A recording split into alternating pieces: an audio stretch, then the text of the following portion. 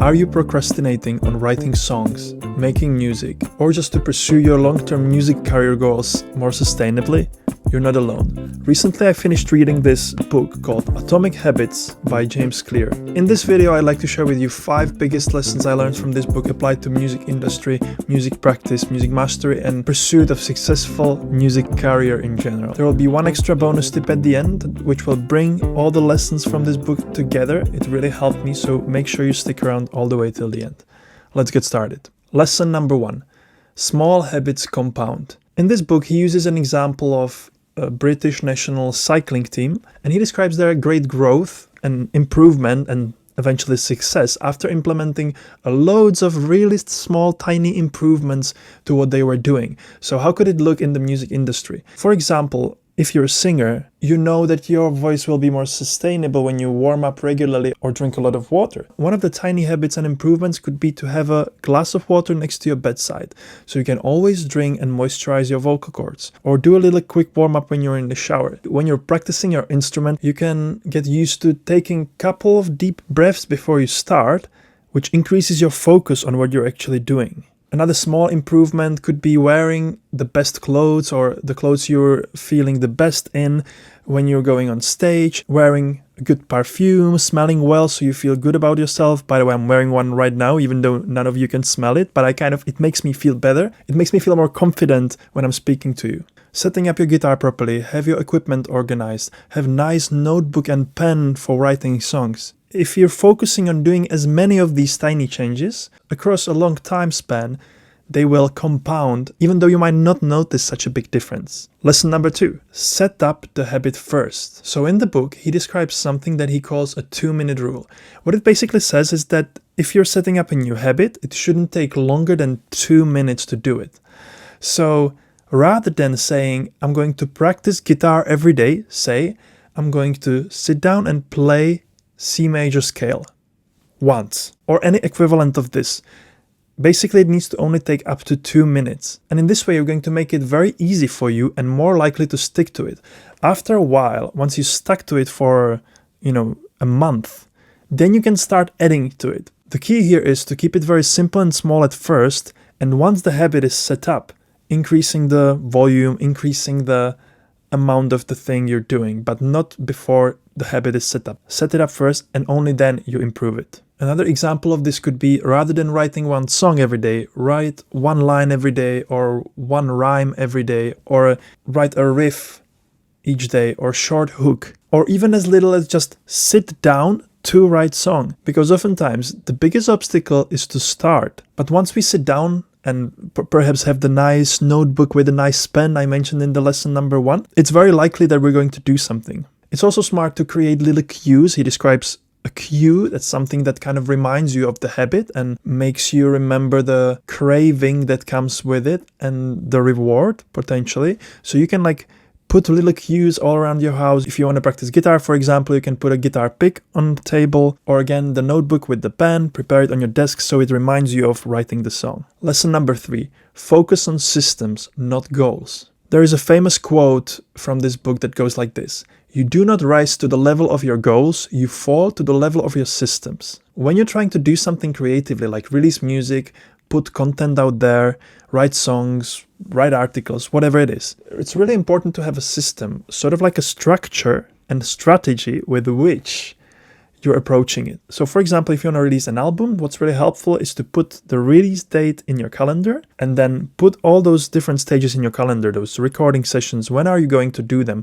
When are you going to do the mixing and editing session? Exact times in your weeks. In this way, you're creating a system, you have something to hold on to, and it will also motivate you because you'll see that it's possible, that it's approachable if you stick to this. And then don't focus on the end goal, but focus on sticking to your system that you've created. Let's say you want to post one short on YouTube a day. The system I use, for example, is that I record all my shorts on Monday, I do a basic editing, and then throughout the week it only takes me 10 to 20 minutes to add the subtitles in CapCut and post the short. You also want to set up your studio in a way that makes it easy for you to do what you need to do. For example, I have a DSLR camera in front of me, it's connected to my computer, and I just open an app, click record, and it's always set up in the same way. And then it downloads the files directly to my hard drive. So I don't have to take the card out. I don't have to put a tripod and set everything up. Over the time, I've created this system where the camera is ready. It took me a while to figure out how to do all this, download the right apps and all of that. But eventually it's removes so much friction from shooting these videos, and it makes it much easier for me to do so, because when you shoot a video, you need to focus on other stuff like writing the script and all these things. So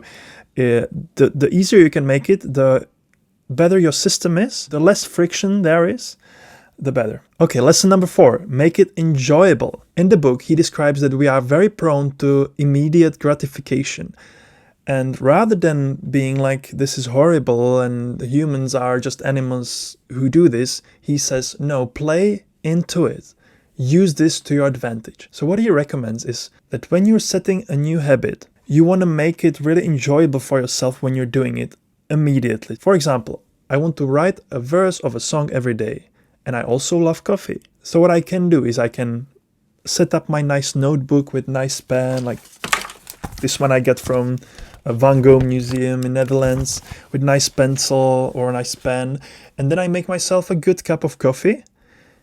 And then from all of a sudden, I'm starting to associate writing songs with drinking nice coffee, which I like. So it makes it much easier for the habit to stick. When you're practicing guitar, you can sit in your favorite chair or in your favorite space in the house or by the window with a view, and you can associate your favorite feeling of sitting in your favorite chair overlooking the city with guitar practice. So again, you're creating a good association, and it's more likely for you to practice regularly. Another examples could be when you're like editing something where you don't need to listen to it, you can play your favorite music. Like when I'm writing my scripts for YouTube, I like to listen to some instrumental music in the background, some ambient, groovy stuff that like I really enjoy and makes me feel really good. And again, I'm creating associations. Oh, when I write, I can enjoy this music. Now, lesson number 5, track your habits. Whenever you do the desired activity, it's good to confirm to yourself that you did it by like doing something physical in the world. You can have like tick boxes on the whiteboard. In the book, he gives example of 2 cups and slips of paper. Let's say I want to practice 20 days a month. So I put 20 slips of paper in one cup. And then each time I practice, I take one slip and put it into the other cup. So you can see for yourself how the cup is filling up, and it gives you confirmation that you're doing something. It gives you sort of more tangible sense of progress. Another example could be a spreadsheet or a progress tracker of some kind. Or I came up with this cool idea. Let's say you want to practice singing every day. You have this money box, and then you put 7 coins for each day. And every time you practice singing, you can put a coin in the money box. So you're also saving up some money as you're doing it. Let's say like I'm in the UK, so you would have like 7 pound coins on the table. And then each time you practice, write a song or whatever, you would put 1 coin in the box.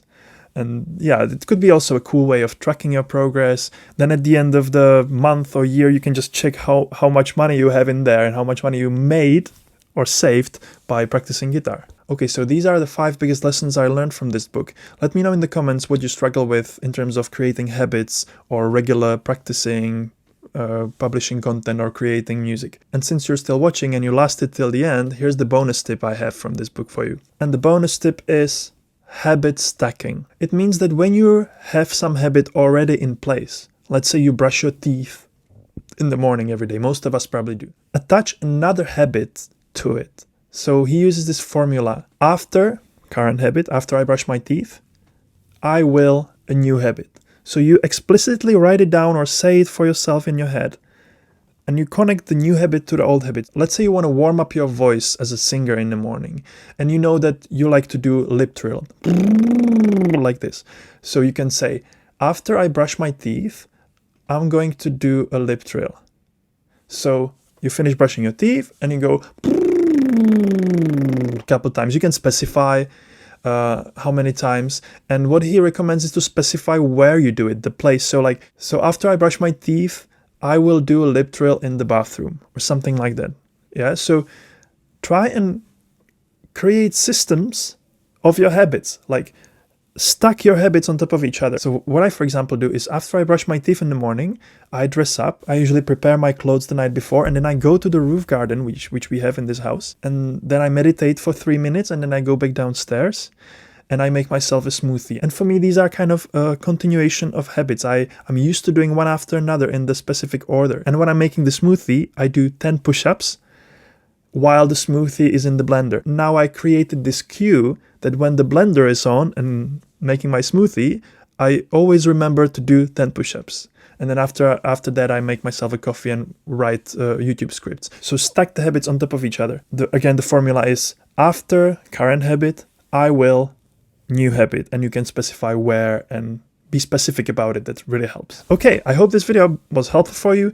I really recommend to read the book. This is not supposed to be replacement for the book. There's much more detail in there, but I hope this could be a helpful overview. And since I know that a lot of us musicians are struggling with being consistent and stuff like that, I thought this could be really helpful. Thanks so much for watching. Please subscribe to my channel. Press the like if you liked it. If you'd like to support me, you can give me a super thanks here on YouTube or check in the descriptions other ways to support me. And if you are a musician and you're struggling with limiting beliefs, holding yourself back and your mindset, check the first link in the description. It's a free PDF. It's a list of 21 limiting beliefs that musicians often hold. And you can just go through them and see for yourself which ones you hold and which ones you don't. And then there's a second page where you can write your own down as well. So check it out. It's free. Download it, use it. And other than that, keep it funky. See you in the next video.